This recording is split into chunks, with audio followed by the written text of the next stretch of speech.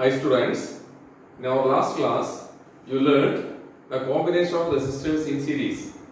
Now we shall discuss the combination of resistors in parallel.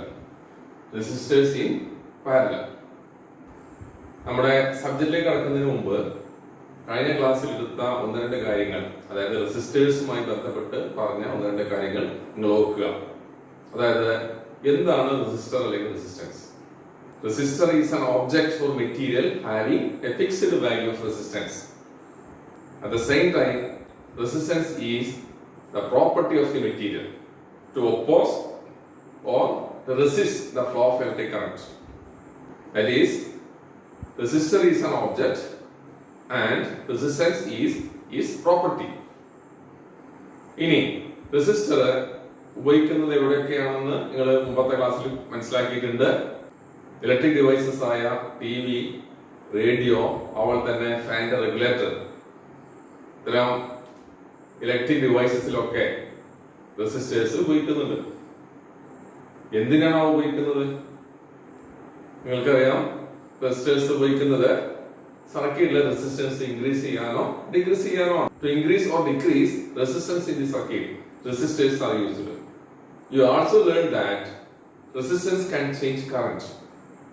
Therefore, to get required current in the circuit, resistors are used. അപ്പോൾ സർക്യൂട്ടിലെ ആവശ്യമായ current ലഭിക്കാൻ വേണ്ടിയിട്ടാണ് resistors ഉപയോഗിക്കുന്നത് പറഞ്ഞു. അപ്പോൾ റെസിസ്റ്റേഴ്സ് ഉപയോഗിച്ചിരിക്കുന്ന എന്താ കുഴപ്പം? ഒരു ഇലക്ട്രിക് ഡിവൈസില് ഹ്യൂജ് കറന്റ് വന്നിരിക്കുക, അപ്പോൾ ആ ഇലക്ട്രിക് ഡിവൈസസിലുള്ള ഇലക്ട്രിക് കമ്പോണൻസ് ഒക്കെ ഡാമേജ് ആയി പോകും.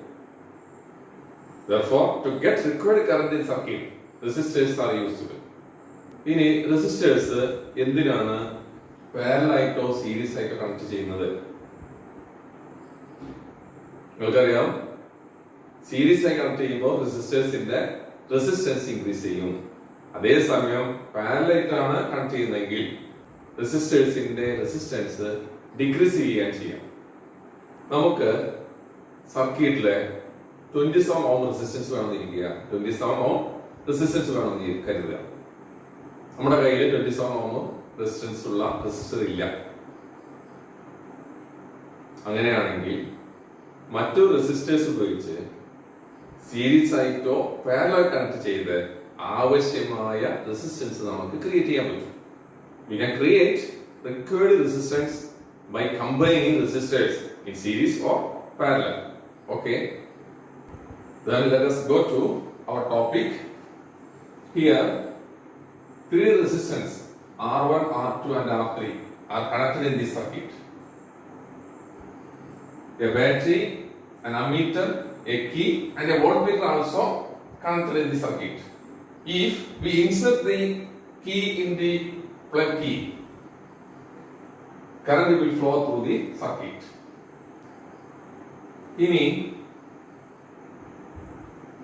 ഈ മൂന്ന് റെസിസ്റ്ററുകൾ സർക്യൂട്ടിൽ കണക്ട് ചെയ്തിരിക്കുന്ന വിധം ഒന്ന് ശ്രദ്ധിച്ചു നോക്കുക. R1, R2, R3 എന്നീ മൂന്ന് റെസിസ്റ്ററുകളുടെയും ഒരു എൻഡ് പോയിന്റ് എയിലും അതർ എൻഡ് പോയിന്റ് ബിയിലാണ് കണക്ട് ചെയ്തിരിക്കുന്നത്. ഈ രീതിയിൽ റെസിസ്റ്റേഴ്സിനെ കണക്ട് ചെയ്യുന്നതിന് പറഞ്ഞ പേരാണ് പാരലൽ കണക്ഷൻ എന്ന് പറയുന്നത്. When two or more resistors are connected between same two points. ഇവിടെ ഈ മൂന്ന് റെസിസ്റ്ററുകളും ഒരു എൻഡ് എ എന്ന പോയിന്റിലും മറ്റേ എൻഡ് അതർ എൻഡ് ബി എന്ന പോയിന്റിൽ കണക്ട് ചെയ്തിരിക്കുകയാണ്.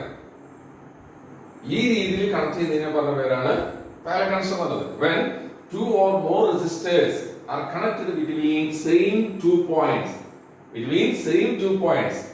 then they are said to be connected in parallel. The parallel എന്ന് പറയാൻ കാരണം എന്താണ്? Because resistors are parallel to one another. Okay?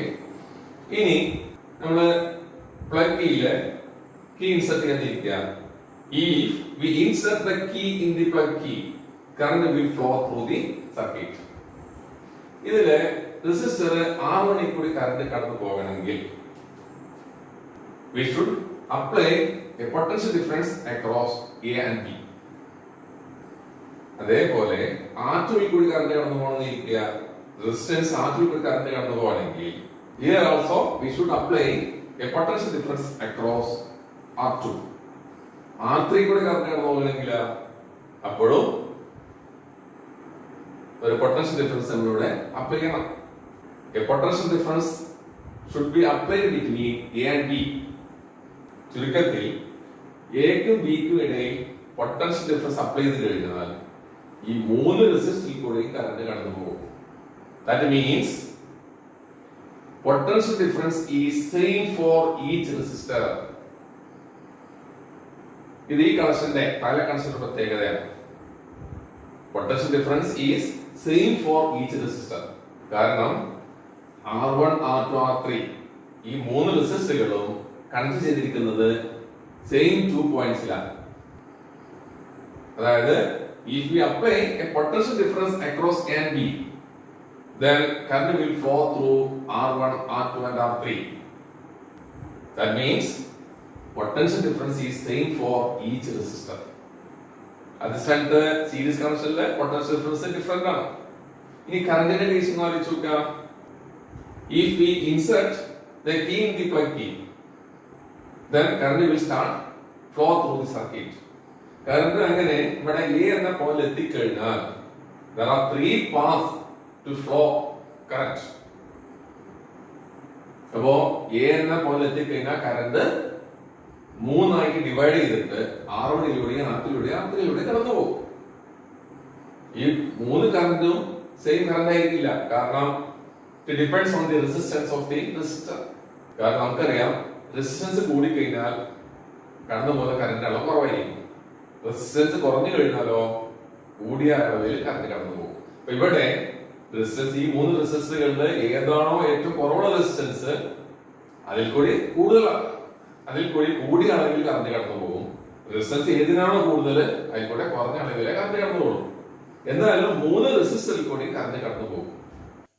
Current എയിൽ എത്തിക്കഴിഞ്ഞാൽ മൂന്നായിട്ട് ഡിവൈഡ് ചെയ്തിട്ട് R1ലൂടെയും R2ലൂടെയും R3ലൂടെയും കടന്നു പോകുന്ന പറഞ്ഞു.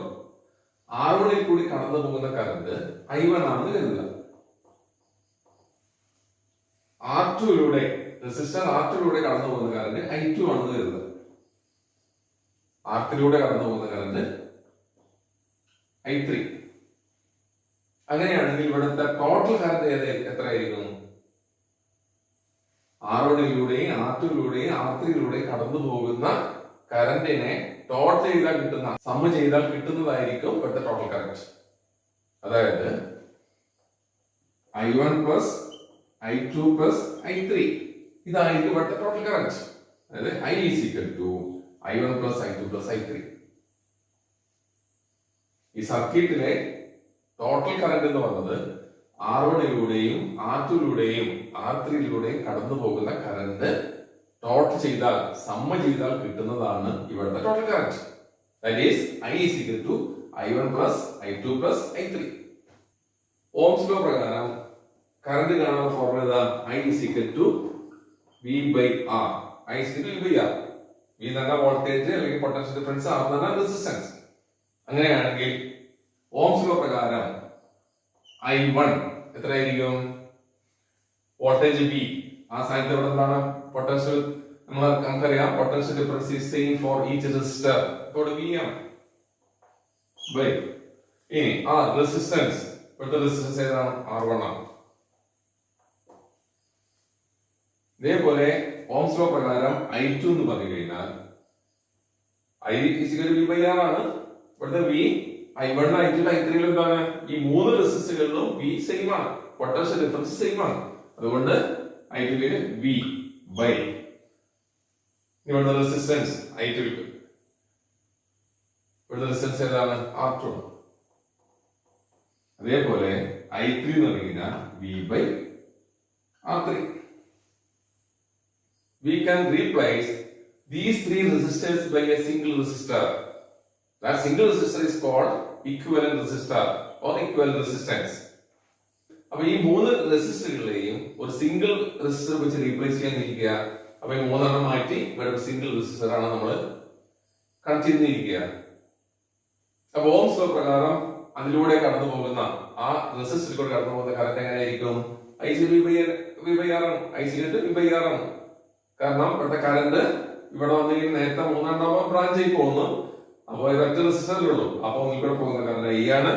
ഇവിടുത്തെ പൊട്ടൻഷ്യൽ ഡിഫറൻസ് നേരത്തെ കണ്ടത് തന്നെ വ്യത്യാസം വരുത്തിയില്ലല്ലോ. ഇവിടുത്തെ പൊട്ടൻഷ്യൽ ഡിഫറൻസ് സെയിം ആണ്, മാറ്റം വരുത്തിയിട്ടില്ല. റെസിസ്റ്റൻസ് ആ ഇക്വൽ റെസിസ്റ്ററിന്റെ റെസിസ്റ്റൻസ് ആണ് കേട്ടോ. Putting these values, that is value of I, I1, I2 and I3 in this equation, we get I എന്ന് പറഞ്ഞാൽ V by R is equal to I1 എന്ന് പറഞ്ഞാൽ V by R1 plus I2 എന്ന് പറഞ്ഞാൽ V by R2 plus I3 ഇത് തന്നെ V by R3. We get V by R is equal to V by R1 plus V by R2 plus V by R3. That is, if three resistors R1, R2 and R3 are connected in parallel, then equivalent resistance is given by V by R is equal to V by R1 plus V by R2 plus V by R3. ഇവിടെ രണ്ട് സൈഡിലും അതായത് ലെഫ്റ്റിലും റൈറ്റിലും V common ആയിട്ടുണ്ട്. Therefore we can cancel V. അങ്ങനെയാണെങ്കിൽ V cancel ചെയ്ത് കഴിഞ്ഞാൽ രണ്ട് സൈഡിലും V ക്യാൻസൽ ചെയ്ത് കഴിഞ്ഞാൽ നമുക്ക് എന്താ കിട്ടുക?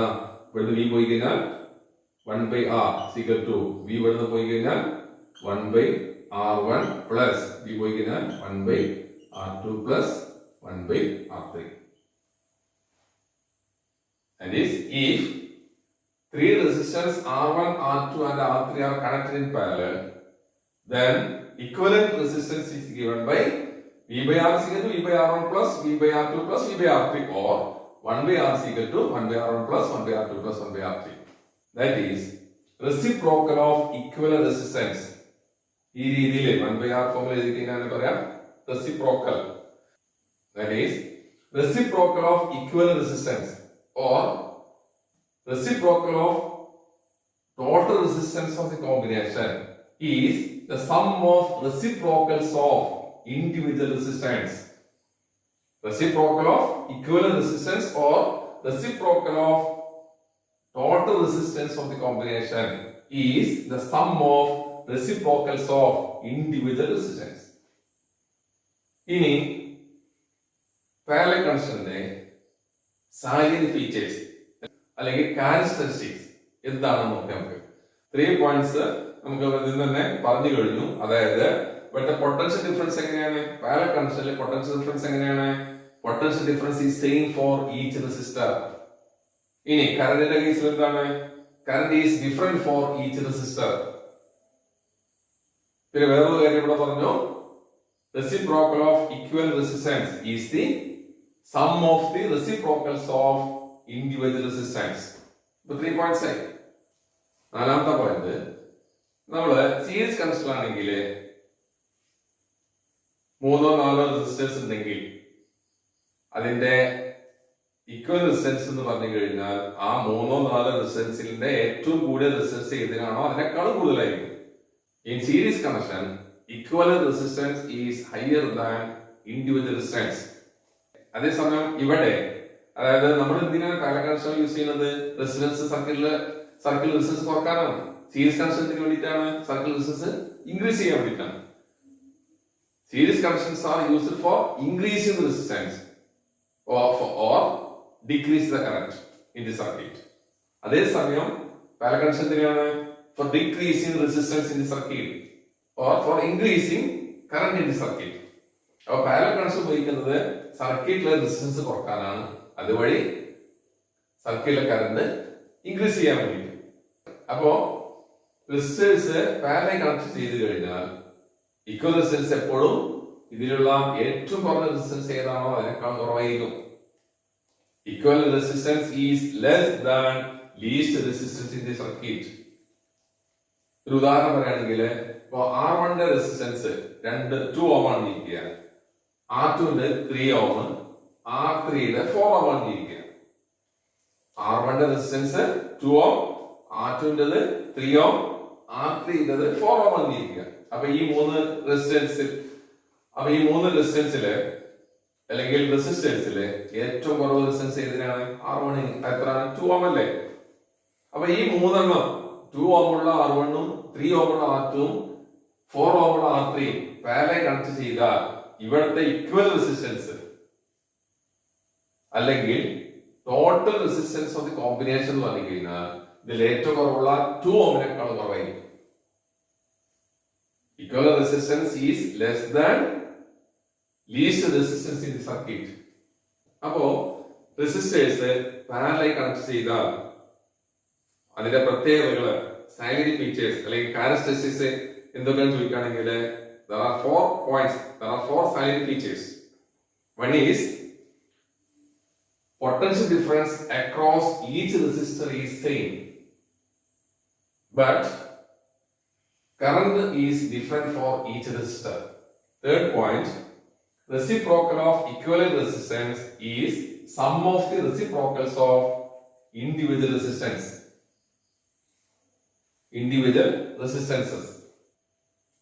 And fourth one is equivalent resistance is less than the least resistance in the circuit.